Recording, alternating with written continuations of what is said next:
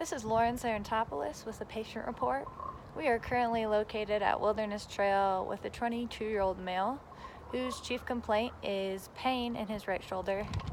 The mechanism of injury was a high-velocity fall off his mountain bike after being stung on his right hand by a bee.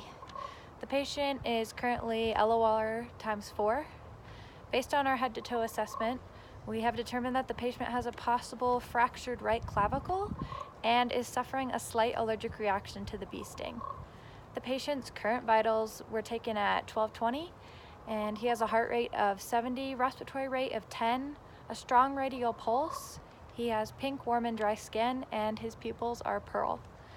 The patient history includes a known allergy to bee stings, which he manages with epinephrine, although this is not with him. The patient was stung by a bee 2 years ago and went into anaphylactic shock, which was treated with epinephrine.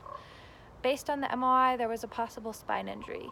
We suspect the following problems: a possible right fractured clavicle and a worsening allergic reaction to the bee sting.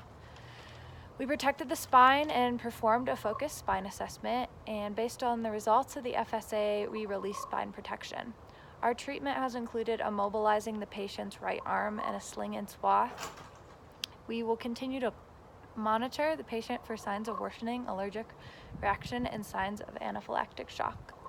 Our evacuation plan is to walk the patient back to his vehicle at the trailhead so he can retrieve his epinephrine pen and be transported to receive medical care for his fractured clavicle. We don't currently require additional support, and we will continue to monitor the patient for signs and symptoms of anaphylactic shock.